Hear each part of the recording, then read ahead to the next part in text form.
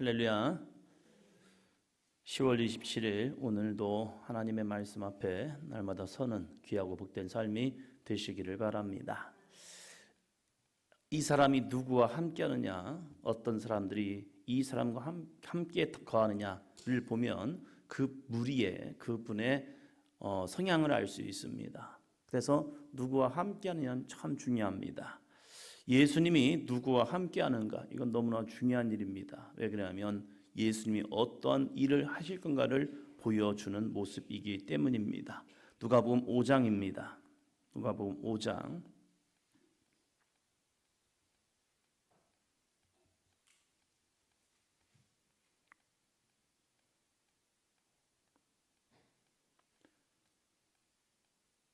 10절입니다.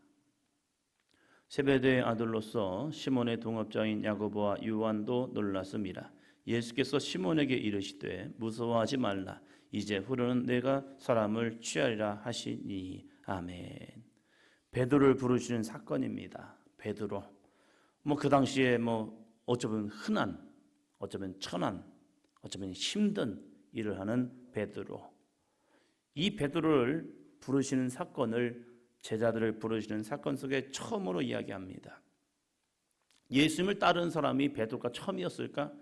내용상으로 보면 처음은 아니었을 것 같습니다.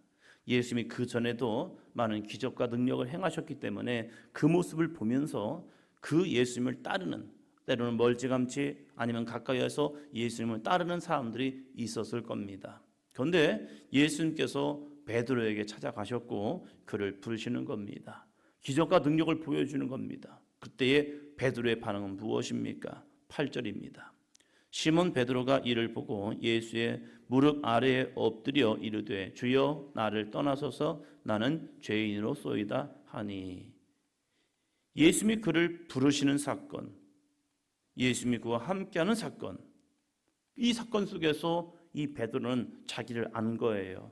주여 나를 떠나소서 나는 죄인입니다 라는 고백을 합니다. 나는 죄인이기 때문에 당신과 함께할 수가 없습니다. 당신의 거룩함과 당신의 존귀함과 당신의 능력 행하심, 당신의 거룩한 신성을 자기가 느낄 때에 나는 당신과 함께할 수 있는 존재가 아닙니다. 나는 죄인입니다. 그렇기 때문에 주님 나를 떠나시는 게 맞습니다. 자기의 부족함을 본 거죠. 자기의 연약함을 본 거죠. 저는 이 베드로의 부르심의 사건, 이 사건을 바라보면서 참 하나님의 은혜다. 만약에 처음부터 바울 같은 사람을 부르셨다면 이 무리의 성격은 어떠한 모습일까? 교회도 마찬가지죠. 교회도 누가 함께하느냐, 누가 처음 교회를 와서 그 교회를 어떻게 만들어가느냐, 색깔이 참 중요합니다. 그래서 이 교회는 이러한 색깔을 가지고 있고 저 교회는 저런 색깔을 가지고 있습니다. 색깔 나쁜 건 아닙니다. 그러나 잘못하면 그 색깔에 취하다 보니까 우리는 이러한 교회예요 라고 할 수밖에 없는 모습이 되기도 합니다. 그러면 잘못하면요 교회의 본질을 잃어버립니다. 교회가 무엇 하는 곳입니까? 이거예요. 미국의 교회를 보면 처음에 미국의 청교도들이 나아가서 교회를 세웠죠. 백인 교회를 세운 거죠. 어느 순간에 이 미국이 조금씩 강성해지면서 이제 노예를 사와서 노예를 데리고 와서 이제 흑인들이 노예 생활을 하고 있습니다. 그들에게도 복음이 증거되는 겁니다. 그런데 교회는 여전히 백인 교회, 흑인 교회. 백인은 흑인 교회를 전혀 갈 생각을 하지 않냐고. 잘못해서 흑인이 교회가 있으니까 교회를 찾아갔는데 거기가 백인 교회인 거예요. 들어가지도 못합니다. 왜요? 이 교회는 백인의 교회인데 어찌 감히 흑인이 들어오냐 이거죠. 그러면서 교회의 문을 닫아버리는 겁니다. 왜요? 너희는 들어오면 안 돼. 교회 대신 예수 그리스도께서 이제 사람을 부르십니다. 사람을 부르실 때 처음부터 잘나고 뛰어나고 멋있는 사람, 대단한 사람들 부른 게 아닙니다. 이 교회를 세우기 위해서, 주님의 공동체를 세우기 위해서 바리새인들이나 아니면 종교 지도자들이나 아니면 뛰어난 사람들, 이 사람들을 부르는 것이 아니라 어쩌면 세상 가운데 주목받지 못하고 보잘것도 없고 배운 것도 없는 이 어부들을 부르신다는 사실입니다. 이들을 통해서 주님은요, 위대한 하나님의 나라를 이루고 계십니다. 베드로가 어부였다는 사실 지울 수가 없습니다. 이 베드로가 자기는 어부였다는 이 사실, 보잘것도 없고 사람들에게 내세울 것도 없는 이것을 가지고 평생을 살아가야 합니다. 그리고 나중에는요, 예루살렘 교회의 지도자로서 쓰임 받습니다. 그럴 때 사람들은 무슨 생각을 할까? 베드로는 어부였는데 이것이 머릿속에서 지워질까요? 안 지워질 거예요. 교회를 가보면요, 이렇게 얘기하더라고요. 목사님, 저분은요, 장로님이시지만 노동판에서 노동을 하시는 분이에요. 그래서요, 가진 것도 별로 없고 배운 것도 별로 없다는 얘기죠. 그래서요, 저분은요, 이런 일을 하시고요, 이런 사업을 하시고요, 이렇게 잘 나가시는 분이에요. 그래서요.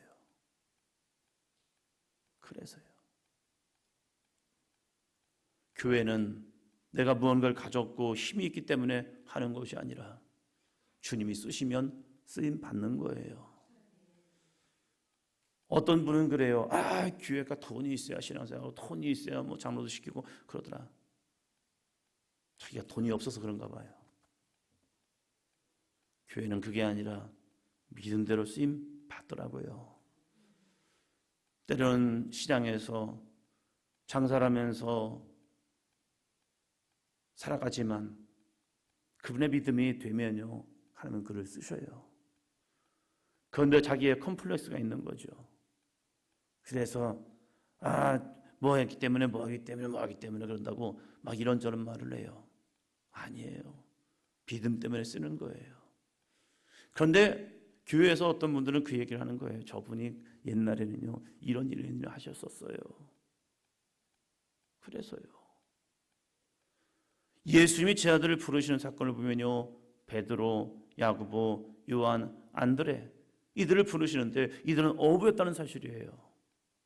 그들은 평생 자기가 어부였다는 사실을 잊지 않습니다. 그렇기 때문에 좋은 게 먼저 하십니까? 겸손이 있습니다. 나 같은 존재를 주님이 쓰셨다는 사실입니다. 나같이 부족하고 나같이 연약하고 나같이 가진 것도 없고 나같이 배운 것도 없는 이 사람을 주님이 쓰셨다.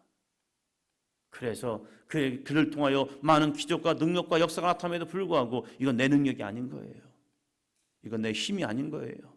이건 내 지식이 아닌 거예요. 오직 주님께 영광 돌리는 믿음의 삶이 있다는 사실입니다. 근데 우리가 또 잊어버리지 말아야 할 것은, 그러면 이러한 부족하고 연약한 사람만 쓰였느냐? 아니에요. 5장 27절입니다. 그 후에 예수께서 나가사 레위라 하는 세리가 세관에 앉아 있는 것을 보시고 나를 따르라 하시니, 누구를 부르셨죠? 세리, 레위를 부르십니다. 그 당시 세리가 된다는 것은요, 어느 정도 힘이 있고 배운 게 있고, 그리고 사람들과의 관계, 좀 윗사람들과의 관계, 그래야 세리가 될 수 있습니다. 많은 사람들이 지탄받는 삶이기도 합니다. 우리로 말하면 일제의 앞잡이가 되어 있어 친일파가 된 사람들, 지금도 친일파 청산해가지고 지금 나라가 몇 년이 된 겁니까? 해방된 지 벌써 70 몇 년이 된 거예요. 8년? 그 많은 시간이 흘렀음에도 불구하고요, 우리는 친일파, 그래서 친일 행각했던 가문, 저 사람이 친일파의 후손이야 하면서 여전히 지금도 그러고 있는 거예요. 레위를 주님이 부르실 때 사람들이 이렇게 말합니다. 와, 저 예수가 세리와 죄인들과 함께 있네 하면서 자기들같이 거룩하고 자기들같이 믿음으로 살아간 사람은 하지 아니하면서 저 죄인과 세리와 함께 먹고 마시고 있는구나 하면서 비아냥거립니다. 세리, 레위도 사람들이 자신을 비아냥거리는 걸 압니다. 자기가 죄인인 것도 압니다. 로마의 힘을 업어서 자기가 이렇게 살아온 것도 압니다. 그런데 예수님은 그를 부르셨다는 사실입니다. 부르셔서 너 나 따라와. 그리고 이제는 내 제자가 돼 라고 하고 있다는 거예요. 여기서 중요한 것이 무엇입니까? 세리, 레위였다는 사실입니까? 어부, 베드로였다는 사실입니까? 아니에요. 주님께 나오면요, 주님께서 너무나도 감사한 건요, 신분 세탁을 해주시다는 사실입니다. 너 이제 어부 아니야. 너 이제 레위 아니야. 너는 이제 나의 제자다. 예수 그리스도의 제자 베드로, 예수 그리스도의 제자 레위라고 그들을 부르신다는 사실입니다. 그러나 이들이 잊지 않았던 것은요, 그들의 올챙이적 모습입니다.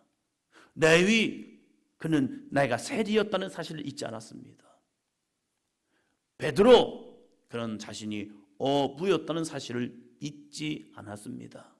그것이 과거의 메인자가 아니라 과거를 잊지 아니함을 통하여 모든 것이 주 예수 그리스도의 은혜입니다라는 사실을 잃어버리지 않기 위해서 자신의 과거를 그들의 마음속에는 기억하고 있는 거예요. 그것이 자신의 컴플렉스가 아니라 그것이 하나님의 은혜, 주 예수 그리스도의 은혜임을 잊지 않기 위해서 자신의 과거를 잊지 않았다는 거예요. 신앙생활을 하다 보면 재밌는 게 자신들의 처음 신앙생활했던 것을 잊어버리고요, 지금 열심히 있는 모습만 기억하시고, 새 신다 들어오고 뭐 하면요, 저 사람들 왜 그런지 모르겠다고, 저 사람들 왜 그런지 모르겠다고, 왜 저렇게만 하냐고, 이런 분도 있어요. 그러면 생각나는 게 있죠. 이분도 속썩였는데, 이분도 그랬는데, 이분도 이런저런 말들 많이 했는데 그냥 좀 참아주시지, 이해해 주시지. 먼저 믿었으니까, 먼저 왔으니까, 여기까지 달려왔으니까 잘하는 거지, 처음부터 잘하는 사람이 누가 있을까? 그러면 이들만 있었습니까? 아니에요. 예수님의 제자들은 바리새인들 중에도 있었고요, 제사장 중에도 있었습니다. 다각도로 보여주셔요. 그러나 처음에 이러한 사람들을 부르신 이유는 뭐냐면 주님 앞에 나오는 것이 쉽지 않았거든요. 그러나 예수님은요, 이들만, 세리와 죄인들만 품어준 게 아니라 주님이 품어준 모든 사람의 특징이 있습니다. 32절입니다. 내가 의인을 부르러 온 것이 아니요 죄인을 불러 회개시키러 왔노라. 아멘. 의인을 부르러 온 것이 아니라 죄인을 불러 회개시키러 왔노라. 죄인을 불러오면요, 특징들이 있습니다. 처음에는 변화되는 것 같죠? 근데 시간이 지나면요, 본성이 나와요. 진짜 힘들어요. 은혜 받을 때는요, 은혜 받은 것처럼 해가지고 막 열심히 해요. 그런데 그 열심히 좀 시켜드리면요, 싸그러지면요, 그의 본성이 나와요. 그러니까 뭐가 됩니까? 싸움이 나요. 제 아들도 마찬가지였어요. 제 아들도 죄인들을 불렀기 때문에 자기들의 본성이 나올 때가 있어요. 그래서 서로 누가 크냐, 누가 잘났냐, 이거 가지고 싸우기도 하고 다투기도 하고 막 그래요. 그런데 예수님은 그런 모습을 보면서요, 책망도 하셔요. 너네 언제까지 이럴래? 언제까지 믿음 없을래? 그렇다고 내어친 게 아니라 그들의 믿음을 잡아주기 위해서 애쓰면서 이런 사람들을 예수님의 제자로 만들어 갔다는 사실입니다. 우리 사도행전 교회가 이러한 교회가 되었으면 좋겠어요. 죄인들이에요. 부족한 사람들입니다. 연약한 사람들입니다. 문제 있는 사람들입니다. 그래서요, 속썩이기도 하고요, 문제 일으키기도 하고요, 자기 잘났다고 막 뽐내기도 합니다. 자기 잘났다고. 그러니까 이 사람들 같이 못 있겠네. 이 사람들 쳐내버리고 이 사람도 쳐내버리고 이 사람도 쳐내버리다 보니까요. 다 없어져요. 저의 특징은 아까워서 못 쳐냅니다. 교회란 것이 무엇인가? 의인과 잘난 사람들, 건강한 자가 모이는 것이 아니라 늘 부족하고 연약하고, 그래서 아픈 사람들의 특징이 있죠. 아이고 이 소리밖에 안 나와요. 어디 아프다. 그러니까 이 소리 듣다 보면 좀 힘들 수도 있어요. 그러나 이것이 영적 교회이기 때문에 정말로 주님의 거룩한 은혜와 능력을 사모하면서 맞습니다. 주님, 이곳이 죄인을 불러 회개시키러 온 교회이기 때문에 죄인들이 와서 주 예수 그리스도를 만나고 체험하며 또다시 그 본성이 나온다 할지라도 그 본성을 죽여가며 예수 그리스도를 닮아갈 때까지 끝까지 믿음으로 나가는 우리 사도행전 교회가 되게 하여 주옵소서. 함께 기도하며 간구하며 이를 위해 저와 여러분이 함께 쓰임받는 귀하고 복된 삶이 되기를 주의 이름으로 축원합니다. 목사님, 저 사람 때문에 교회 못 나오겠어요?